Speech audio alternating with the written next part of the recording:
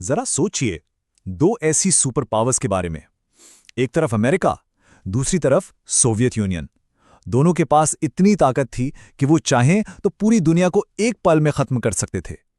लेकिन 50 साल तक, जी हां 50 सालों तक उन्होंने एक दूसरे पर एक भी सिंगल गोली नहीं चलाई। सवाल यह है कि आखिर यह हुआ कैसे? और यही वो बड़ा सवाल है जिसके इर्द गिर्द ये पूरी कहानी घूमती है कि आखिर कोई एक ग्लोबल सुपर पावर के खिलाफ 50 साल तक चलने वाली जंग लड़ता कैसे है।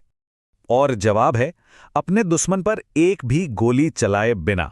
सुनने में बड़ा अजीब बल्कि नामुमकिन सा लगता है ना? पर यही तो कोल्ड वॉर यानी शीत युद्ध की हकीकत थी। चलिए आज इसी अनोखी पहेली को परत दर परत सुलझाते हैं। तो चलिए जरा समय में पीछे चलते हैं। इस कहानी की शुरुआत होती है दूसरे विश्व युद्ध की तबाही और उसकी राख से।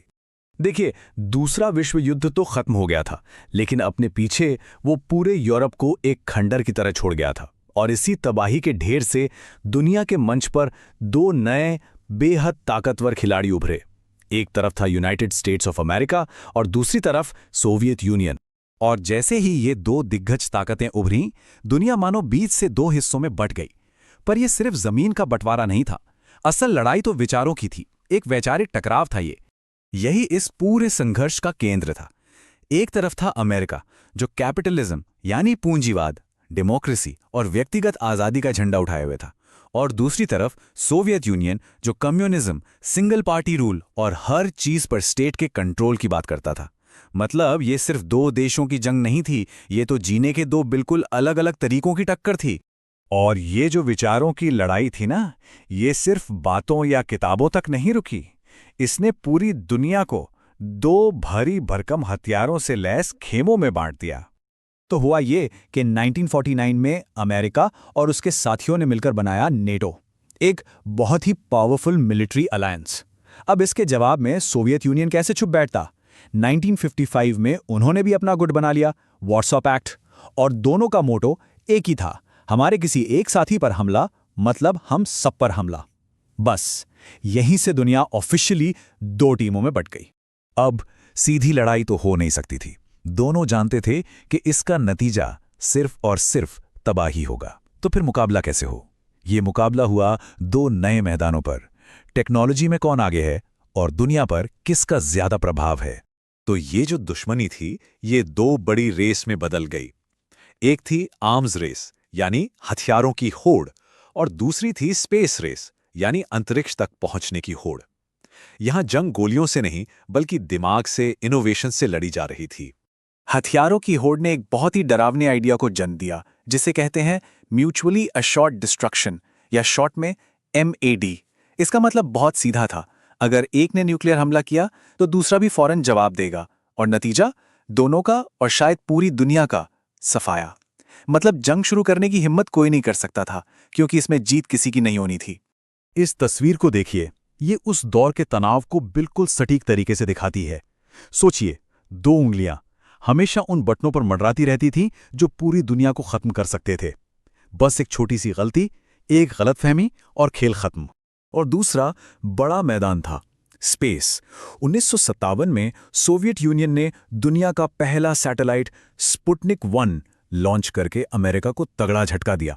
फिर 1961 में यूरी गगारिन को स्पेस में भेजकर उन्होंने एक और बाजी मार ली।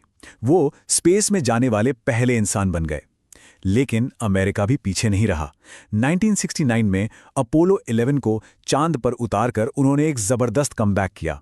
आसमान अब एक नया बैटल ग्राउंड था। तो जब ये सुपर पावर्स आमने सामने नहीं लड़ सकते थे, तो उन्होंने लड़ने का एक दूसरा और शायद ज्यादा खतरनाक तरीका निकाला, दूसरों के जरिए लड़ना। इसी को कहते हैं प्रॉक्सी वॉर। इसे ऐसे समझिए जैसे दो बड़े खिलाड़ी खुद लड़ने की बजाय अपने अपनी टीमों को भिड़ा दें। कोल्ड वॉर में बिल्कुल यही हुआ।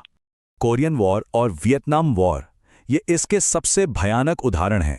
इन जंगों में अमेरिका और सोवियत यूनियन ने अलग अलग गुटों को सपोर्ट किया, उन्हें हथियार दिए, पैसा दिया। मतलब ये युद्ध असल में इन्हीं दो महाशक्तियों की जंग बन गए, जो लड़ी तो किसी और की जमीन पर गईं, लेकिन लाखों लोगों की जान ले गईं। तो दशकों तक ये तनाव चला, ये रेस चली, ये प्रॉक्सी वॉर्स चली, और फिर आखिर में एक सुपर पावर थकने लगी, लड़खड़ाने लगी। सोवियत यूनियन के गिरने की कई वजहें थी। सबसे पहली, इकोनॉमिक क्राइसिस। हथियारों की होड़ में इतना पैसा खर्च हो गया था कि देश की अर्थव्यवस्था चरमरा गई थी। दूसरा, पॉलिटिकल प्रेशर। देश के अंदर ही लोग अब ज्यादा आजादी और बदलाव की मांग कर रहे थे। और तीसरा, अंदरूनी दिक्कतें। सोवियत यूनियन के अंदर के ही कई हिस्सों में राष्ट्रवादी आंदोलन खड़े हो गए थे, जिससे सेंट्रल कंट्रोल कमजोर पड़ गया था। और फिर साल आया 1991। सोवियत यूनियन आखिरकार टूट गया। वो 15 अलग अलग आजाद देशों में बिखर गया और इसी के साथ 50 साल से चल रहा वो कोल्ड वॉर खत्म हो गया। लेकिन जंग भले ही खत्म हो गई हो, उसकी गूंज, उसका असर आज भी हमारी दुनिया में सुनाई देता है। सोवियत यूनियन के खत्म होते ही कोल्ड वॉर का भी अंत हो गया और दुनिया में अब सिर्फ एक सुपर पावर बची, यूनाइटेड स्टेट्स ऑफ अमेरिका। दुनिया का पावर बैलेंस हमेशा के लिए बदल चुका था। और आखिर में ये कहानी हमें एक बहुत गहरे सवाल के साथ छोड़ जाती है। ये जंग हमें एक सबक सिखाती है कि कभी-कभी सबसे खतरनाक जंग वो होती है जो कभी लड़ी ही नहीं जाती। सोचिए, एक ऐसी दुनिया जो हर पल परमाणु विनाश के कगार पर खड़ी थी। वो तनाव जिसकी गूंज आज भी कहीं ना कहीं महसूस होती है। और ये हमें सोचने पर मजबूर करता है कि क्या हम सच में उस दौर से बहुत